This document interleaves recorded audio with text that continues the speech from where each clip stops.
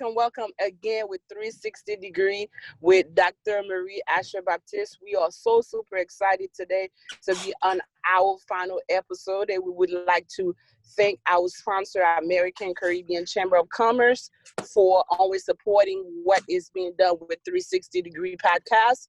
And also, we would like to thank our second sponsor, AF5 TV, that stream every episode through 150 countries. Thank you so much for always supporting us on this journey.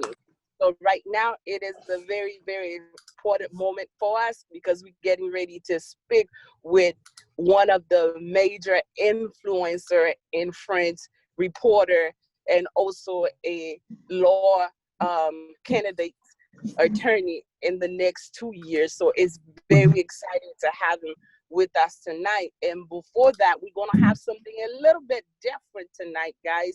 And what it is that our audience will have the opportunity to have our co-host, Dr. Bolivar, and Dr. Bolivar will conduct an interview as I translated what is going to take place, because our Mr. Phil, our special guest, is very proficient in French. So we're going to put him at ease so that he can give us the right information that we're looking for. So I'm going to turn it over to our co-host, Mr. Bolivar, to go ahead on and continue with the interview. Again, thank you so much. We look forward to have this exciting episode tonight. Bonjour, bonsoir tout le monde. Et bonjour, Monsieur Fell. Comment allez-vous? Ça va très, très bien, grâce à Dieu. De votre côté, j'espère que tout va bien également. Évidemment, donc tout un plaisir pour moi de vous rencontrer un petit peu plus proche, même si on est encore dans ce monde virtuel. Exact. Et d'ailleurs, c'est le moment pour moi de vous féliciter pour tout le beau et grand travail, je dirais, avec beaucoup d'impact que vous faites utilisant les médias sociaux. Donc, je vous en félicite. Merci beaucoup. Et donc, ordinairement, oui, on va commencer avec l'émission, mais juste avant, les gens vous voient à travers ces genres, les médias sociaux, etc., comme un genre de quelqu'un qui essaie de faire un impact avec une certaine influence, avec un poids, avec une audience assez fidélisée, je pense. Mais en gros, qui est ce Wendy Fair? On voit qu'il parle avec tant de passion pour ce pays en direct de la France ordinairement. Bon. Faites-vous, dites-nous un petit peu, on aimerait dévoiler le enlever le voile sur le personnage. Bon, très, très bien. Bon, le créole, ça vous va? Ça ne vous dérange pas? Mais on peut aller en français parce qu'on m'a donné cette directive-là de faire l'interview en français, mais on peut quand même faire des switches de créole à français. Nous capables de créole français, j'en oublie. Sans problème. Dr. Baptiste. Yes. Is it okay if we conduct the interview in Creole? We can do it, 3 ways. That's fine. Wherever that you guys feel comfortable that you want to address the global citizen of the Haitian native, that's fine. And also, before I let him answer the questions that you just asked him, I want the audience to know that you have asked him, who is this personality of Wendy Filt? Tell us a bit about who is Wendy Filt that making such a great impact and such a great influence within the social media aspect and informing the nation about what's really going on within the different part of the global diaspora. OK, merci beaucoup. Alors, on peut jouer dans les 2 langues. Donc, on peut aller parfois en français, Jean Vlil, sauf que nous voulons attendre un peu. Nous connaissons que certains Africains tout captent de nous, donc c'est ça qui fait que nous allons, mais pas de problème pour nous capables de switcher. Sans problème. On va commencer en français. J'espère que Madame Marie Asher Baptiste n'aura pas de difficulté pour bien comprendre ce qu'on va dire. Ouais. OK, bon, très bien. Qui est Wendy Fell? Wendy Fell, c'est un jeune âgé de 28 ans. Je suis né dans le Plateau central, dans le département du centre d'Haïti, plus précisément à Tomande. Et j'ai fait mes études primaires dans des écoles congréganistes et j'ai poursuivi et à Port-au-Prince parce que depuis mon enfance, j'ai été toujours un passionné du journalisme. Et après mes études secondaires, je me suis dit, bon, c'était le moment pour moi de perfectionner en quelque sorte mon expérience en journalisme, puisque bien avant de terminer mes études primaires, mes études secondaires également, et j'ai travaillé déjà à la radio. J'ai travaillé à la radio depuis 16-17 ans, etc. Et puis, bon, après mes études, je me suis dit, bon, il faut pas continuer à la radio comme ça. Il faut quand même que j'étudie ce métier qui me passionne tant. Et donc, du coup, je suis allé à Port-au-Prince. J'étudiais le journalisme. Et puis, bon, j'ai eu mon diplôme. Et en 2012, malheureusement, j'ai été victime d'une tentative d'assassinat en Haïti. J'avais reçu plusieurs projectiles, et dont un à l'abdomen. J'ai dû opérer en urgence et j'ai quand même perdu des parties de mon corps, etc. Bon, bref, et je ne vais pas retourner là-dessus. Et puis, en 2013, pour des raisons de sécurité, dû laisser Haïti en direction de la France. Une fois arrivé en France, j'ai décidé de continuer mes études, mais cette fois-ci en journalisme, en droit. Et depuis, je suis en France. Et maintenant, je termine. Je peux dire que je termine. Avec une licence ou master? J'ai environ trois licences et j'ai 2 maîtrises. Actuellement, je suis en doctorat. Je fais un doctorat en droit pénal. Je travaille sur un sujet qui me passionne également. Je travaille sur un sujet relatif à l'esclavage, la traite transatlantique négrière. Je travaille sur la question de la réparation de la traite et l'esclavage transatlantique et négrière parce que tout simplement, j'ai été en Martinique, en Guadeloupe. Je vois comment ce débat passionne des gens là-bas, etc. Je me suis dit, bon, pourquoi, puisque c'est un sujet un peu neuf, il n'y a personne qui travaille là-dessus aujourd'hui dans le domaine de la recherche, je me suis dit peut-être... Oui, de la recherche, puisqu'au niveau politique, etc., de temps en temps, il y a des remoutes au niveau Haïti où on parle de réparation, etc. Il y a tout ce parallèle aussi avec l'Holocauste des Juifs, etc. Donc, il n'y a comme rien pour les Noirs. Donc oui, c'est très pertinent, mais au niveau de la recherche, vous connaissez le sujet. Oui. Mais au niveau quand même je dirais, de la recherche, il faut que ce soit adressé. Et puis, c'est important que les gens comprennent. Il y a tout un monde entre ce qui est idéologique et ce qui est recherche. Et ce qui est académique. Donc, et là, même comme moi, je pense que vous êtes censé porter un regard quand même parfois objectif et prendre le recul par rapport à ce que vous faites. Mais ça touche énormément dans les tripes quand même.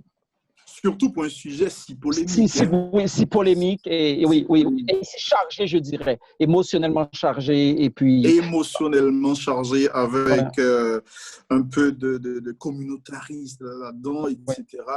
Donc, c'est un sujet et actuellement, bon, je travaille dessus. Je sais qu'il y a beaucoup de choses qui m'entendent. Bon, de toute façon, je me mets à la bonne chance. Bonne chance avec un travail de qualité et quand même, bon.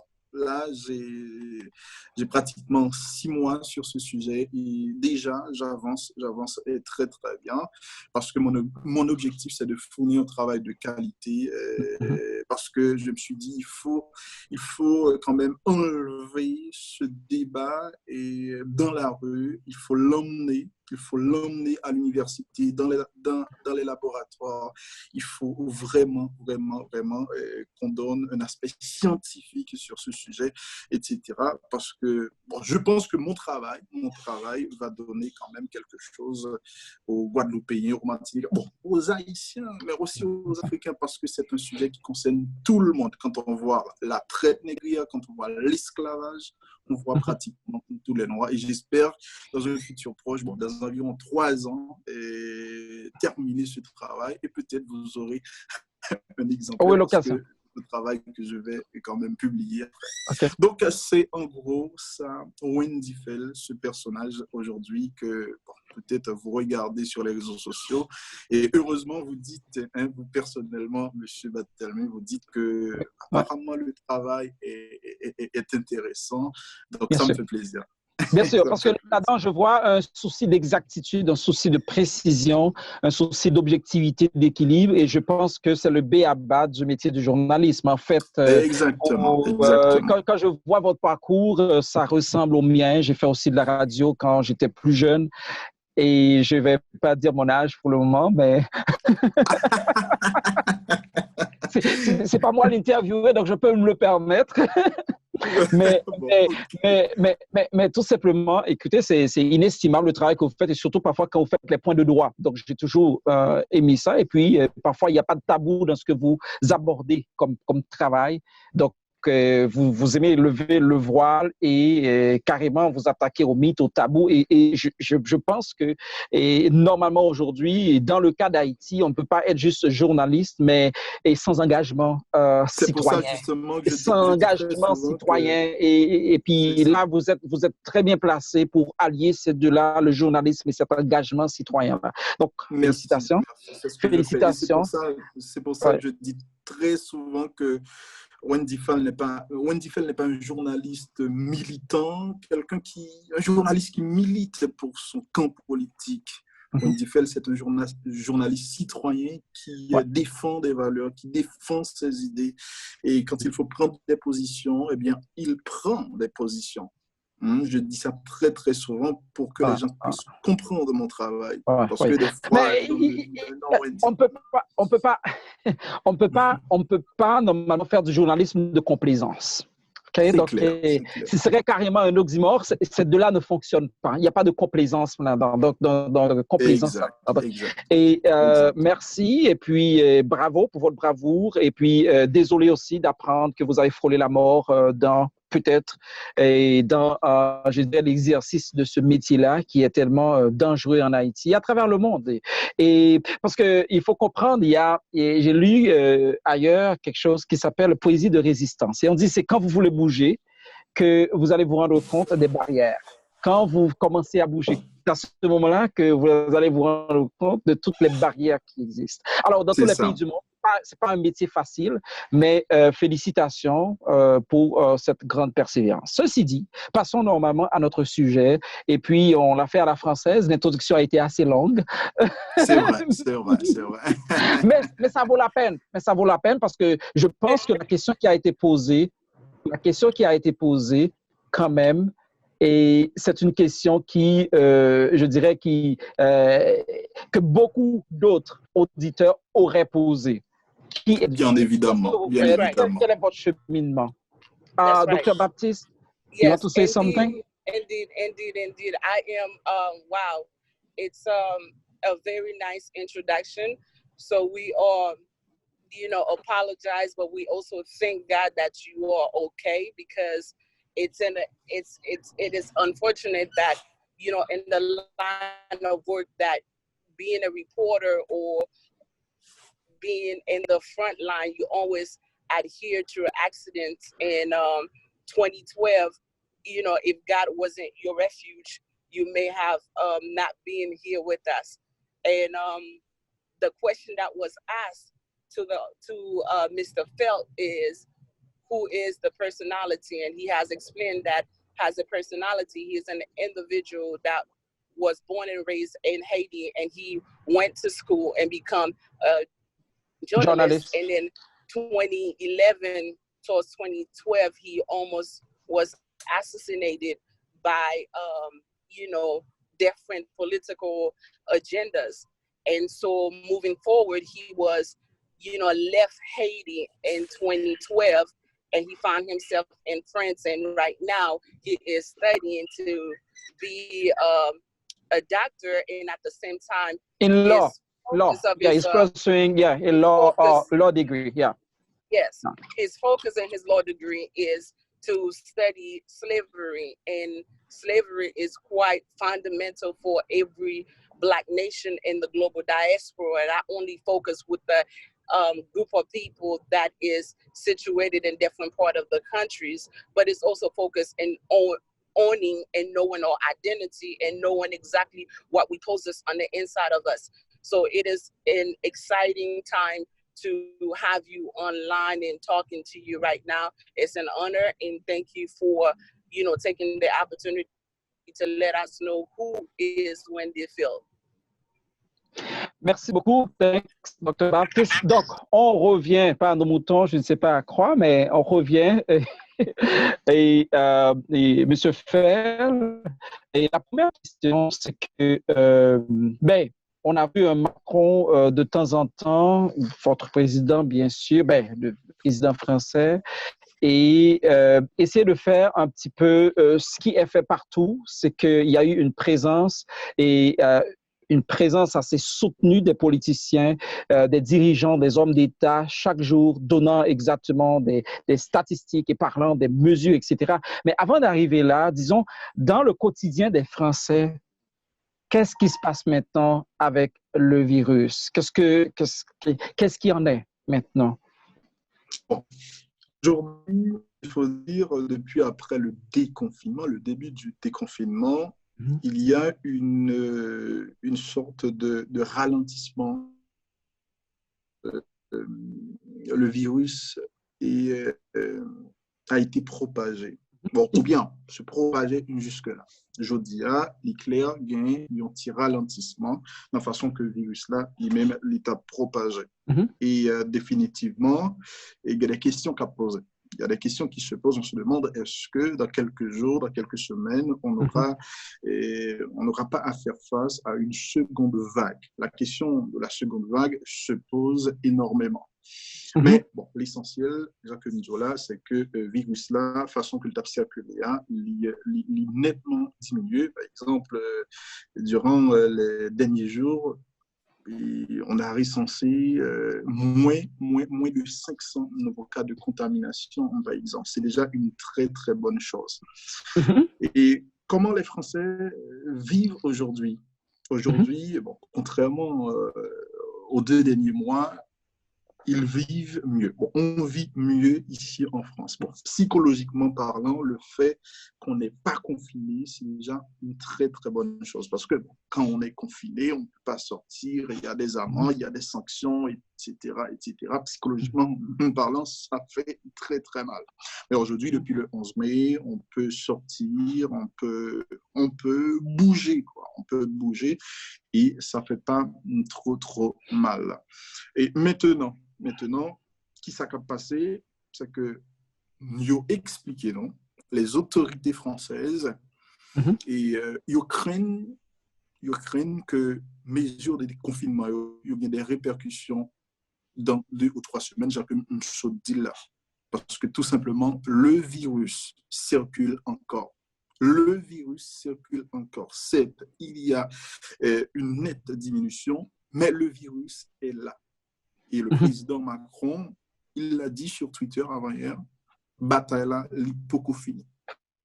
L'hypocofini, il faut que les Français fassent très, très attention. Il faut dire que les Français aiment leur liberté, aiment la liberté. Ils ont ça très, très mal, le fait qu'ils ont été confinés, ils n'ont pas de cas sortis. C'est comme si on a dit que l'État les torturait. Et ils voyaient ça très, très mal. Le fait qu'ils ont déconfiné aujourd'hui, c'est comme si ils ont libéré. Il y a une sorte de libération dans l'air. Et ça, il apprécie beaucoup.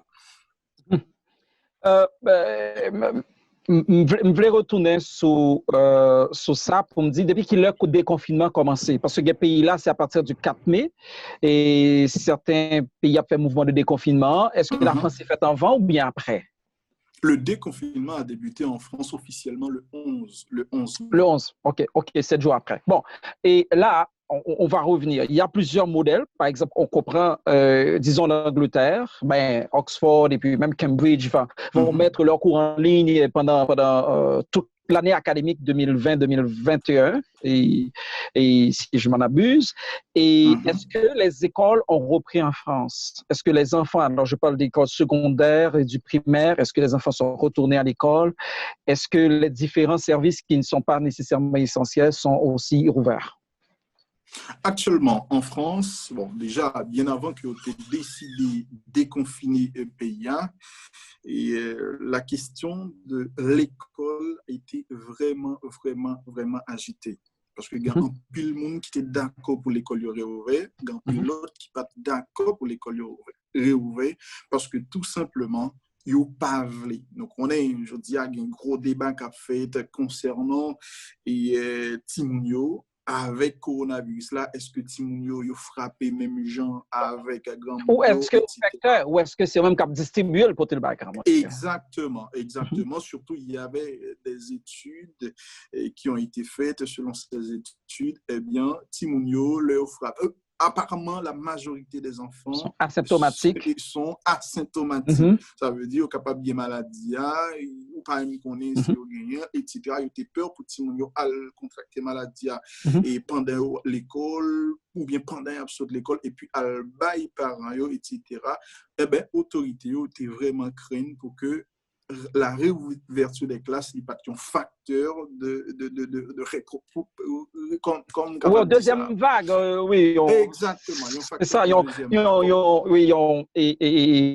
c'est ça. Ils ont foyer en fait de contagion, ils ont foyer de, oui, c'est ça, d'infection. Exactement, il n'y a pas de lait, il fait face à de nouveaux clusters, etc. Et finalement, qui s'est décidé? Il a décidé, par exemple, pour dire, mère, il y a une liberté pour qu'on ait est-ce que oui ou non dans la commune en fonction de gens virus là circuler pour décider si oui ou non il n'y a pas décidé de réouvrir l'école. Bon, il y a des maires dans certaines régions qui décident pour réouvrir l'école, mais il y a des autres qui disent non, nous-mêmes, nous ne pas ouvrir l'école pour l'instant parce que tout simplement, nous ne pas voulons prendre un risque. Parce que bon, il faut que moi explique nous ça. En France, la responsabilité pénale est énorme. Okay. Un maire qui décide, prend une décision que le pas prend à un moment donné, ou bien une décision que le prend qui mettait la vie autrui en danger, eh bien, pénalement parlant, il est capable responsable. Il est capable de juger, il est capable de sanctionner sévèrement. Okay. Et finalement, Jean-Claude Ndoula, il y a des maires qui décident de réouvrir l'école et il y a d'autres qui décident pour ne pas réouvrir l'école. Il y a d'autres qui disent c'est juste en septembre, par exemple, qu'il y a même à réouvrir l'école. Par exemple, aux Antilles, en Guadeloupe notamment, les maires disent non, négatif, ils ne vont pas rouvrir les écoles. Il faut attendre au moins le mois de septembre pour être capable de rouvrir l'école. Ça que nous avons dit là, valable pour l'école maternelle uniquement. Les universités resteront fermées jusqu'au mois de septembre, selon ça, autorité eux-mêmes, il fait qu'on est jusqu'à maintenant. OK. Et l'école qui recommence avec des mesures extrêmement strictes. OK. Bon, et merci pour ça. Avant que nous tombions dans la mesure ça, et on connaît, si nous mettons en contexte, et disons qu'en Haïti, nous connaissons que l'éducation centralisée, le ministère de l'Éducation qui dirige des bagages, qui prend des décisions pour tout le pays. Et qui j'en modèle là en France, par exemple, ici à Canada, c'est par province. États-Unis, c'est par État. Okay? Et gouverneur prend mesure ça. Vous parlez de maire, ça veut dire que nous voyons que niveau de responsabilité est très distribué et dans le système, non, on ne va pas dire décentralisé, mais peut-être une certaine distribution, délégation. Est-ce que le système éducatif là est centralisé côté ministre de l'Éducation? Non, le gouvernement bien sûr. L'éducation est nationale. Est nationale. OK, merci beaucoup. Nous devons faire différence ça parce qu'on est galopement captant de nous qui dans le système canadien, qui dans le système américain et qui comprennent que normalement décision faite localement. Alors, nous devons mettre dans le contexte. L'éducation est nationale, mais bien avant que tu aies déconfiné, puisque le débat était très agité sur la question, même le président de la République, le gouvernement avait décidé de rouvrir les écoles maternelles, mais les maires auraient le choix de rouvrir ou de ne pas rouvrir. Le gouvernement avait donné ce choix aux maires. Ce n'est pas comme si maire même yo décidé. Non, le gouvernement, l'État central, décide pour décider en fonction de gens que le virus là lui-même l'a circulé la caille. Donc, ça veut dire comprendre que le gouvernement central a des possibilités et maire décider en fonction de localement ça qui passe. C'est ça? Exactement. OK. Mais merci. Parce que c'est intéressant que nous expliquions ça, sans ça, il n'y a pas d'informations que nous ne pouvons pas juguler pendant que NAPC fait ça. Et donc, ceci dit, nous, par exemple, un paquet, disons, confinement dans 2 mois, etc., de comme ça, qui gens citoyens vivent, est-ce que bon, Sandrine, ont tout un package économique qui là, est-ce que il y a des comprendre des chèques que vous voyez qui j'ai mangé, qui j'ai ravitaillé, qui j'ai la passer. Bon, faut que moi dire c'est bien système français, son système qui accompagne, bon, qui toujours accompagne le monde. Ce n'est pas pendant le moment là que l'État français accompagne le monde qui mal. Son système vraiment social. Là, on parle de socialisme. Bon, système français, son système, franchement, moi, pas où. Est-ce que nous avons dit que un plus bon système que le système ça? Bon, peut-être pays nordique, peut-être la Suède, Finlande, etc. Mais c'est de très bons. Mais même on connaît très bon. Mais mieux que l'Amérique, bien sûr. Mais avant, on permet Dr. Baptiste et faire une traduction pour nous. OK. Dr. Baptiste. Thank you again. Okay, so the very first question that Dr. Boulevard asked Mr. Phil is what is the current situation within France? And based on the answer from Mr. Phil is that in the beginning it was not good, it was worse. And but certainly around May 11th, things are better and they are now out of the lockdown and people are able to move around and people are able to go back to their businesses and business begin to open. And furthermore, explain that the president has given ordinance to the various mayors in the counties to make decision on whether school should be open and how the modality of opening school, how is that supposed to be taking place. So he gave them the government for them to make that decision. So in moving forward, the second following questions that Dr. Boulevard asked before Mr. Phil began to answer is how are the citizens of France to leave for the past 2 months since they have not been able to go to work and they have been on lockdown. Thank you. Merci. Donc, on reprend. Monsieur Fer, est-ce qu'il y a un design économique, tous des instruments, certains instruments qui ont été mis à la disposition de la population à travers certains programmes économiques, à travers, est-ce qu'il y a des chèques qui ont été envoyés comme ça se fait ici, qui Jean Bagalaté, okay. Donc on a commencé à dire que c'est seulement très, très, très social depuis avant. Oui.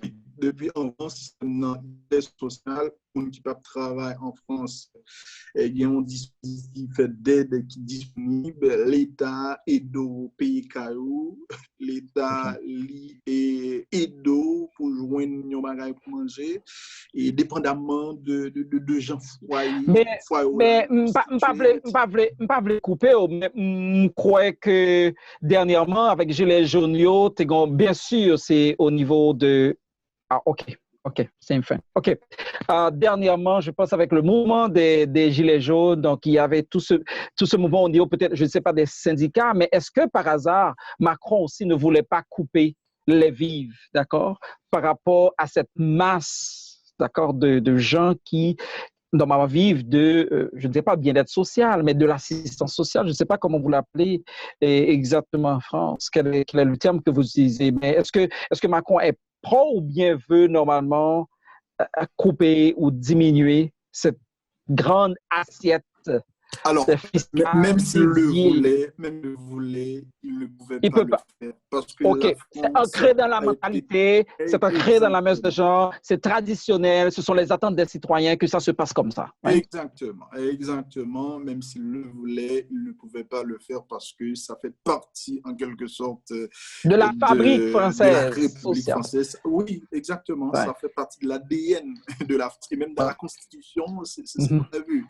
Quand on parle de fraternité, etc., dans la Constitution française, on voit directement ce On le système vit. C'est social. vécu. C'est ça. Exact. On voit ce système social. Donc, il y avait un dispositif d'aide sociale à Mhm. travers une caisse qu'on appelle caisse d'allocation familiale, Mhm. etc., où on Mhm. envoie de l'argent aux familles en fonction de la constitution des foyers. Une famille qui a un enfant Ouais. reçoit tant, une Oui. famille Et qui puis a deux. et selon le salaire aussi, selon le revenu familial du ménage aussi. Exactement, C'est selon ça, le oui. Tenir revenu, selon compte, le oui. salaire, Le selon salaire. Le nombre si la d'enfants, personne est en c'est ça. chômage, etc., etc., OK.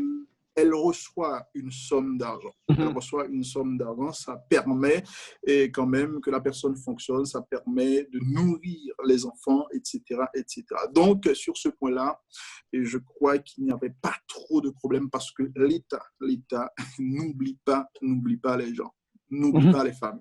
Mhm. Et qu'on soit étranger, qu'on soit français, On a on accès aux mêmes bénéficie de services à ces ce aides. niveau-là. Exactement. OK. OK. Bon, ça c'est intéressant. Donc, on ne va pas s'éterniser là-dessus. On le comprend. Donc, le gouvernement continue de faire ce qu'il a l'habitude de faire. Mais c'est complètement différent hein, de ce qui se passe aux États-Unis, au Canada. On n'envoie pas de chèque. Hein. On n'envoie pas de chèque. C'est la caisse d'allocation familiale et Mhm. l'organisme qui est là pour ça, qui fait des virements bancaires. La Des virements personne reçoit bancaires. directement et Mhm. chaque mois, ce qui lui revient comme aide sociale est directement sur son compte. Tombe exactement dans votre compte bancaire. Exactement, exactement. OK. Et merci. Mais est-ce que, par hasard, on sait que l'économie, ben, vous n'êtes pas économiste, mais quand même, vous êtes assez informé. Et pour le savoir, on comprend bien que la situation économique en France n'est pas trop belle. Disons, l'économie n'est pas trop en santé. Alors, est-ce que aussi ces genres de dépenses, ça, comment on le fait? Parce qu'aujourd'hui, même au Canada, on sait qu'il y a beaucoup de la dette. Aux États-Unis, on ne veut même pas en parler parce que la dette est tellement et occupe une place tellement importante dans cette économie. Donc, est-ce que par hasard, cette économie qui ne roulait pas avec une vitesse ou bien qui était au ralenti, disons, et maintenant, Alors, face à ces dépenses-là, qu'est-ce qui pourrait arriver? Est-ce qu'il n'y a pas des voix quand même qui se sont élevées pour dire, hey, écoutez, là, il faut faire attention? Parce qu'au Canada, ça se dit, hein, écoutez, il faut faire attention, il faut servir les citoyens, mais jusqu'à quand? Jusqu'où peut aller le gouvernement? Jusqu'où on peut se mettre dans la dette? Et qui va payer ces dettes juste après la pandémie? aujourd'hui, il y a des débats pour savoir est-ce qu'on va augmenter les impôts ou pas, C'est etc. ça. Bon, sachant Qui que doit la payer? Il France, faut que quelqu'un paie. Il faut que quelqu'un paie pour ça. exactement, qui doit payer les Qui doit impôts? Est-ce payer? que ce sont les plus riches ou bien est-ce que ce sont les plus pauvres? Est-ce qu'on va devoir travailler plus, etc., pour payer plus d'impôts? Ce sont des questions qui se posent aujourd'hui. Il faut que, bon, je dois vous dire sincèrement que le problème de la France aujourd'hui, ce n'est pas tant le système social, c'est plutôt la manière dont l'État avait décidé d'accompagner les entreprises. OK. Les entreprises pour empêcher, par exemple, que trop de monde se trouve au chômage. Mm-hmm. Alors là, il y avait un dispositif énorme qu'on appelle chômage partiel. Ça veut dire quoi? Ça veut dire que l'État paie à la place des entreprises. Mm-hmm. Vous avez votre entreprise, vous êtes en difficulté, vous ne pouvez pas fonctionner à cause de la COVID-19, vous avez 10 employés, l'État prend sa responsabilité et il paie à votre place ces 10 employés. Mm-hmm. Ça, on l'appelle chômage partiel. Okay. L'objectif, c'est de vous empêcher de licencier ces gens-là. Ouais, Il faut dire, avec ce dispositif, l'État, quand même, a déboursé plus de 2,5 milliards de dollars. Plus de 2,5 milliards d'euros. Et il y a il y a environ 9 millions de personnes qui bénéficient de ce dispositif. Sur le plan économique, ça a quand même un coût. Aujourd'hui, par exemple, quand le ministre de l'économie parle en France, il parle d'un PIB inférieur à 8, quelque chose comme ça, de moins 8, hein, un PIB négatif. OK? On dit que le PIB français a chuté d'environ 8% au premier trimestre de cette année. Ça veut dire quand même beaucoup de choses. Sur le plan économique, aujourd'hui, la France s'endette. Mais il ne faut pas seulement regarder la France comme État, parce que la France fonctionne dans une organisation qu'on appelle l'Union européenne. Il faut regarder la France, l'Italie, l'Allemagne en regardant l'Union européenne, parce que tout se passe au niveau de l'Europe. C'est pas pour cette raison, par exemple, il y a quelques jours, la France et l'Allemagne. Oui, oui, je les ai vus ensemble. Oui. Un plan de 500 milliards d'euros pour voir comment pour donner on va le temps relancer l'économie. Exactement, comment on va donner le temps au niveau de l'Europe pour relancer l'économie au niveau de l'Europe. Il faut regarder la France au niveau de l'Europe, pas seulement la France comme État, parce que la France fonctionne dans un groupe qui est l'Union européenne, justement. Ceci dit, pour faire suite à cette idée de leadership régional entre Macron et la chancelière Merkel, au niveau de stimulus d'un package économique, etc., quelle est d'après vous la configuration de l'Union européenne après la COVID, vu ce qui s'est passé en Italie, qui a subi de grands coups et qui s'attendait à être secouru par puis Macron, c'est ça? Oui. Pour la relance? Oui. OK. 4, 3, 2, 1, 0. Oui, alors, pour reprendre cette idée de leadership. Les autres ne sont pas là, apparemment. Non, elles sont là, on ne les voit pas, mais elles sont là. D'accord, super. Si vous cliquez sur participants, tu vas les voir. Oui, bon, je vois. Oui, on est 5 là, donc on est bien.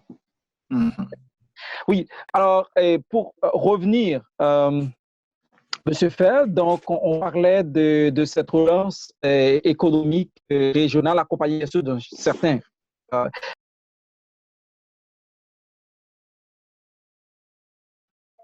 même on comprend aussi que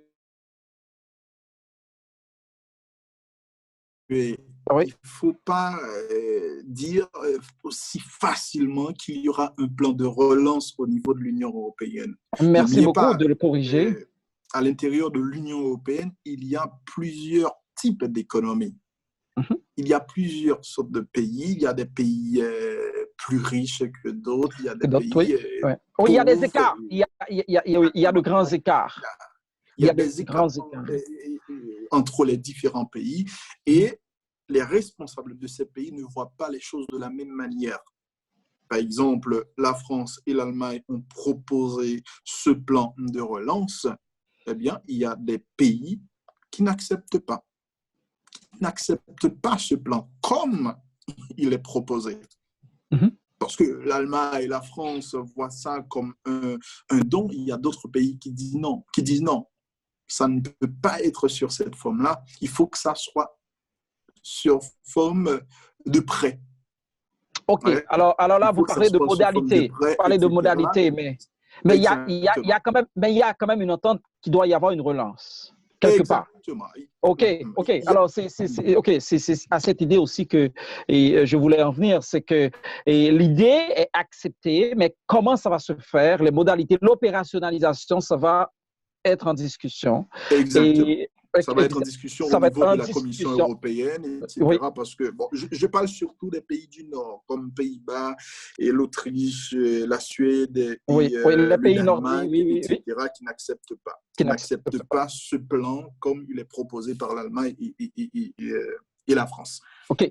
Mais merci pour cette précision, mais qu'en est-il vraiment de cette configuration de l'Union européenne après post-Covid? Alors, surtout, on a vu, par exemple, la Chine tendre la main à l'Italie quand ses cousins, je dirais, européens, étaient tout près. On parle de la France, on parle de l'Allemagne, qui carrément avaient refusé même de vendre du matériel de protection sanitaire.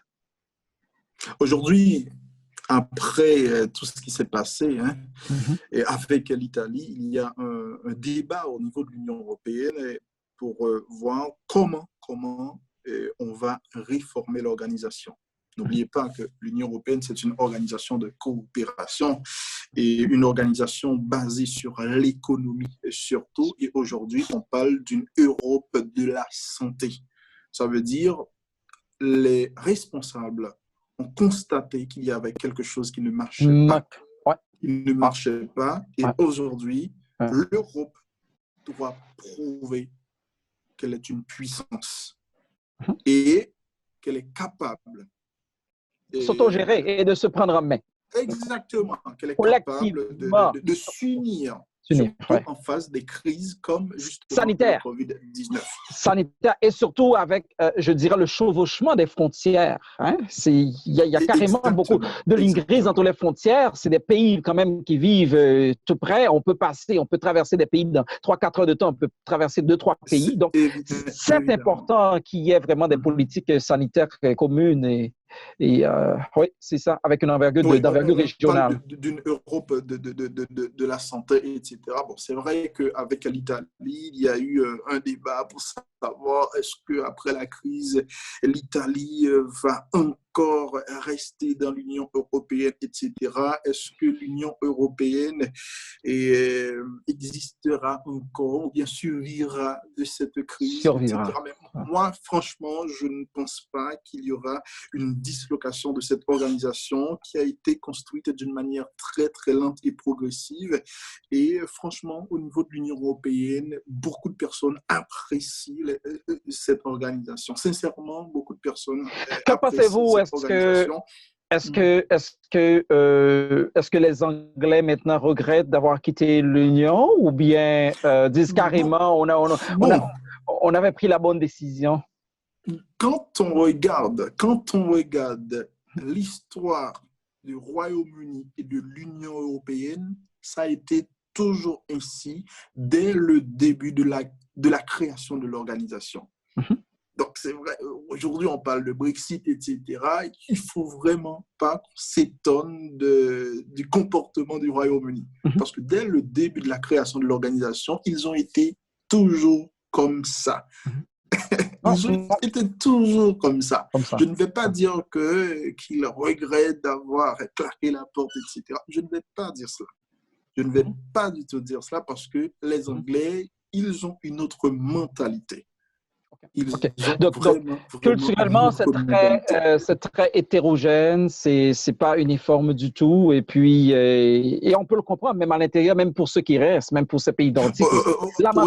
Regardez l'exemple. Et le Royaume-Uni n'adoptait pas la monnaie unique. Oui. Conserver la livre anglaise, c'est ça. Conserver la livre anglaise. Oui, c'est un exemple. Oui. Bien sûr. Or, et je comprends bien cette union-là de nature, je dirais, le ciment même, c'est l'économie. Alors, si la monnaie n'est pas intégrée, donc il y a un problème. Il y a un fâcheux. Franchement, il y a un problème. Et ça. Le problème des Anglais, surtout, c'est la question de la souveraineté. Parce que quand on intègre l'Union européenne, on abandonne un peu justement, de sa souveraineté. On délègue part de notre souveraineté à l'organisation. Et c'est difficile pour les Anglais. C'est un problème pour les Anglais. C'est un problème pour les Anglais. C'est difficile à accepter ça pour les Anglais. Et surtout, si les Français ont un poids un poids et je dirais assez important dans l'organisation au niveau des, je ne sais pas, de tout ce qui est de décision. Et je parle d'influence, même si démocratiquement sur papier, et les choses vont se faire d'une certaine façon, mais quand même, vous savez, dans toute organisation, et que ce soit des individus, que ce soit des pays, il y en a dans les coulisses quand même qui ont un certain pouvoir d'influence et qui font arriver des choses. Il y a des faiseurs de rois, il y a tout ça qui se passe en coulisses, etc. C'est le real politique, hein, le real politique, comme on peut dire. C'est clair, c'est Et clair. oui. Alors, pour terminer, je comprends que même au niveau des immigrants et des gens qui vivent en France, qui ne sont pas nécessairement français, mais ils reçoivent les mêmes services, comme vous l'avez dit. Mais qu'est-ce que vous avez appris de la France étant de cette pandémie et quel serait votre message comme on va retourner comme influenceur, si on accepte le mot, si c'est encore dans le Larousse, je ne sais pas. Mais les gens vont le comprendre comme quelqu'un avec cette audience, cet impact, cette voix qui porte, d'accord, et qui est suivie aussi et qui est entendue. Quel serait le message? Quel serait le message que vous voulez normalement laisser aux gens? Qu'est-ce que vous avez appris et qu'est-ce que vous voulez et qu'est-ce que vous aimeriez partager de ce que vous avez appris de ça? Bon, crise, ça lui permet que me comprendre la France te mettait peut-être au niveau que le papier, déjà sur le plan sanitaire. Sur le plan sanitaire, c'est vrai, tout le monde reconnaît que la France, c'est un pays qui a un très, très bon système sanitaire. Il y a des gens qui ont même osé dire la France parmi les pays qui a un système sanitaire. C'est vrai, il y a un très, très bon système sanitaire. Mais je crois qu'il y avait eu des défaillances. Et on découvrit qu'ils ont payé ça un peu cher. Ils ont payé ça un peu cher. Mais ça fait me comprendre également que la France, c'est un pays qui ne peut pas quitter citoyens tombés. OK. Ça, c'est très important. Par exemple, la mobilisation de l'État pour rapatrier plusieurs dizaines de milliers de Français qui étaient bloqués à l'étranger. Ça, franchement, cette solidarité m'a ému. Je me suis dit, waouh, ça, c'est un État qui prend sa responsabilité, même en temps de crise. On peut compter. Même en temps de crise. L'autre bagaille m'a retourné sous le système sanitaire. Le système social français, pour moi, est presque parfait. Est presque parfait.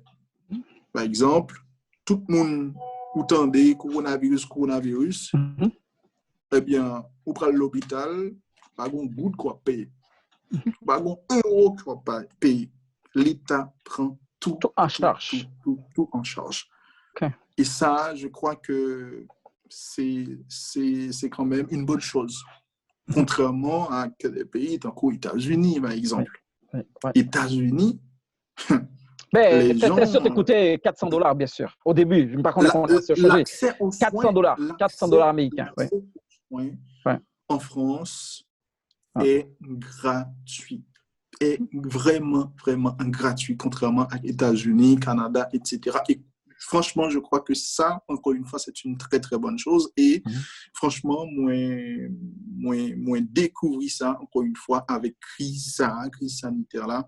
On croit que là, la France, il fait 10 points. Hein? Il fait 10 points dans ce sens-là. Mais je comme dis là, et point négatif là, c'est surtout, on croit que le système sanitaire là, et au niveau il y a amélioration pour le faire.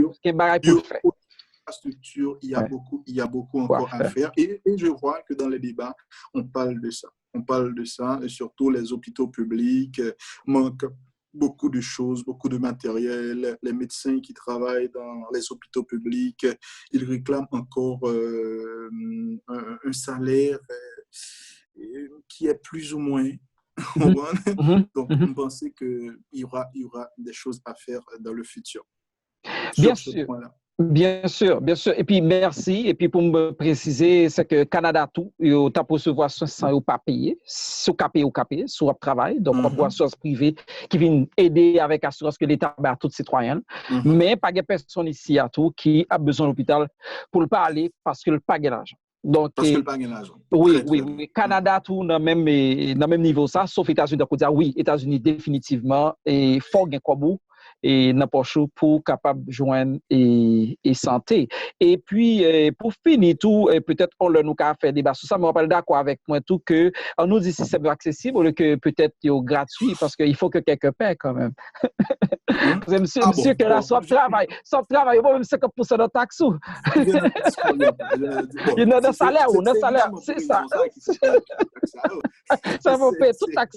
Donc, c'est des pays parmi les plus taxés au monde aussi, mais c'est important parce que les taxes servent les citoyens. C'est différent ça. Les taxes servent les citoyens. Ou joignent en retour. Donc, pour me retourner sur question ça, parce que je ne veux pas laisser d'ambiguïté. Oui. Je ne veux pas que les gens disent que Wendy a dit ce qu'il n'avait jamais dit. Oui. Et c'est vrai que je parle de la gratuité de la santé, de l'accès aux soins, etc.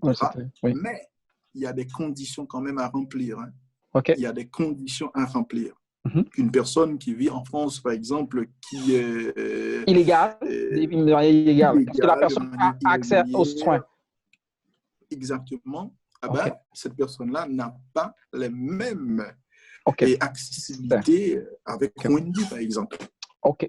Ça, c'est important de le souligner. Donc ça, c'est important de le dire, de le rectifier pour ne pas dire que immédiatement qu'on vient en France, immédiatement qu'on se trouve sur le territoire national, eh bien, on a accès à tout. On a accès à tout, comme les Français. Non, c'est pas ça du tout. L'accès aux soins, c'est vrai, quand on est légal, quand on paie des taxes, quand on vit normalement dans le pays, c'est accessible à tout le monde. Mais il y a encore une fois des conditions à remplir. Bon, je voulais remercier, merci pour ça. Docteur, pour demander qui ça m'a pensé, qui ça m'a conseillé. Oui, exactement, c'est ça. Oui. Je crois que la France dépensait en pile pendant la période des crises là. Et allô? Oui, moi là. Ok, oui, la France dépensait en pile pendant la période de crise là. Et la France est en tête en pile pour empêcher que Mounio retrouve dans le chômage. Jacques Abdoula avec dispositif chômage partiel là, côté payer Mounio dans place entreprise et gagner plus de 400 000 entreprises qui bénéficient de dispositifs ça. Et m'attendais, par exemple, ministre de l'économie, et ce matin, il dit que le pire est à venir. Je dis, c'est pas une question de gérer crise, c'est gérer l'après crise, COVID-19, etc. Elle dit, malgré qu'il y a des entreprises qui bénéficient largement de ce dispositif, mais quand même, il y aura beaucoup de licenciements et d'ici les mois à venir, etc. Il parle, par exemple, d'une vague de licenciements qui aura lieu d'ici le mois de juillet, etc., etc. Ça veut dire que la France va subir encore une fois la crise COVID-19 sur le plan économique. Et ça fait peur. Et puisque je vois qu'on parle de ça à la radio, on parle d'impôts, etc. Il faut vraiment que le gouvernement évite qu'il y ait une crise sociale après cette crise sanitaire, parce que les gilets jaunes, ils sont là. Oui, c'est l'épée de Damoclès sur la tête du gouvernement. À reprendre. Et si toutefois, on décide, par exemple, d'augmenter les impôts, de diminuer les droits, etc., etc. Franchement, le gouvernement doit vraiment penser à ce qu'il va faire dans le futur pour ne pas sombrer le pays dans une crise sociale. Et surtout, ce qu'on comprend, c'est qu'ordinairement, c'est ce genre d'allocation massive. Parfois, ça vient aider surtout les grands entrepreneurs, les grandes entreprises. et non les citoyens. Donc, ordinairement, ce sont d'abord les riches qui continuent de bénéficier, alors les plus riches, je dirais, les plus riches des plus riches qui continuent de bénéficier de cette grande générosité de l'État et les individus, les citoyens en tant que tels, normalement, les citoyens typiques en bénéficient assez moins et tandis que la dette va être partagée de manière égalitaire sur tous les citoyens. Exactement. Donc, quand il y a le stimulus, il y en a qui en profitent plus, mais quand on doit remettre la dette, mais tout le monde va remettre à capacité égale. Exact. Alors, c'est un peu... Oui. Donc, là, mais merci beaucoup. Et puis, Dr. Baptiste, do you have any other question? Hello. Yes. Well, right now, it was a very great interview, and I really appreciate what took place during this interview. Now we are opening for questionings. We have Mr. Samuel as well as Ms. Kirby that has question for Mr. Field. I will open the floor for Mr. Samuel first. Merci beaucoup pour notre invité. J'ai suivi l'interview avec beaucoup de passion. Et j'aimerais seulement comprendre ce qu'il y en a pour l'Afrique, ce que vous pensez en France. Je n'entends pas trop bien, malheureusement. Ok, est-ce que vous me comprenez mieux maintenant là? Oui, maintenant. Ok, bon, je vous disais que j'ai suivi votre interview avec beaucoup de passion et j'aimerais simplement, n'est-ce pas, avoir une idée de ce qui se passe là, comment, en tant qu'Africain, ou n'est-ce pas, quelle est votre opinion? Comment ça se passe là avec le COVID-19? Et à la langue, qu'est-ce que vous pensez qui va arriver après, n'est-ce pas, surtout pour les Africains? Je suis beaucoup plus concerné par les Africains. En France, là, qu'est-ce que vous pensez? Qu'est-ce qui va, l'opinion internationale, publique en France?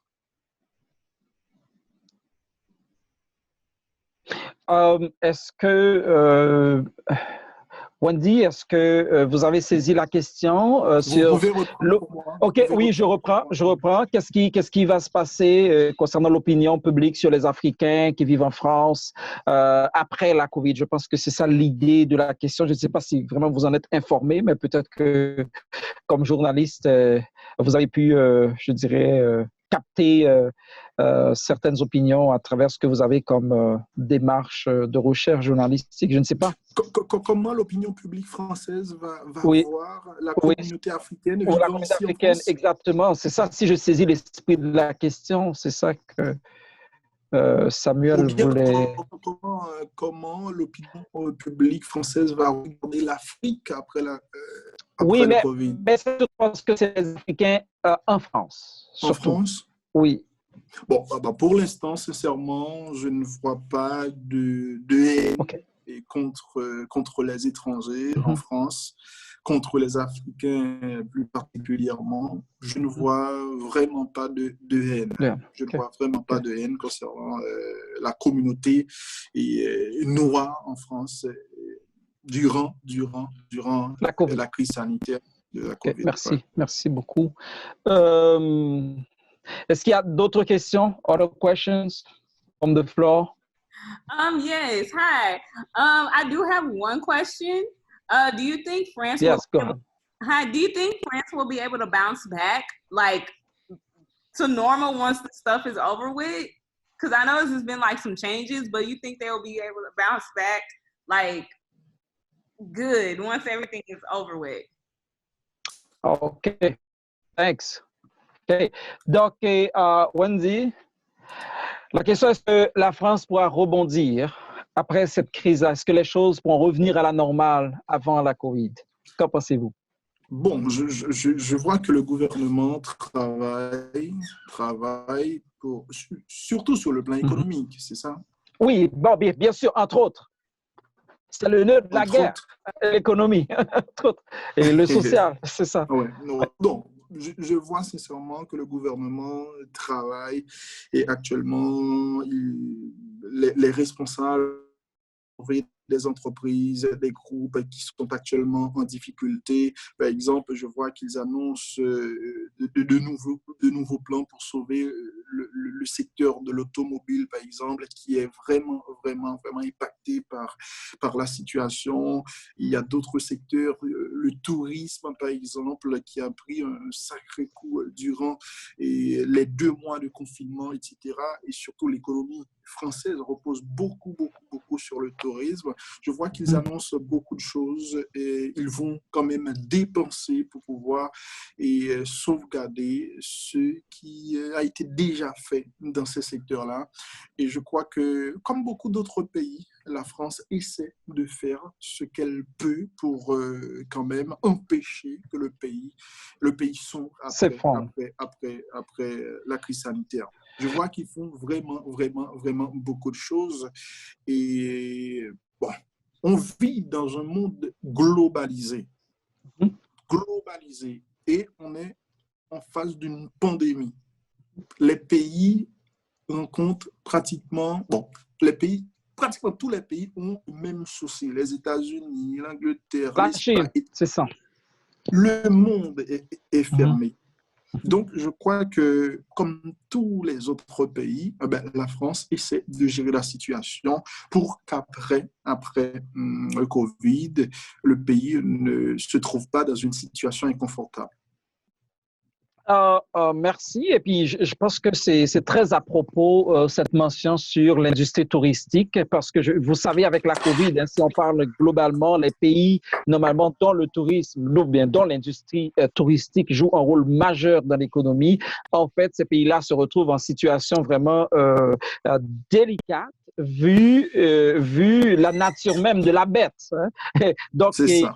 Vous savez, au début, il y a des gens qui étaient pris dans des bateaux de croisière, hein, dans certains bateaux pendant longtemps, et qui ne pouvaient même pas normalement rentrer dans leur pays à cause de la contamination. Excusez-moi, permettez que je m'abstente une seconde pour récupérer un chargeur. OK, aucun problème. Yes.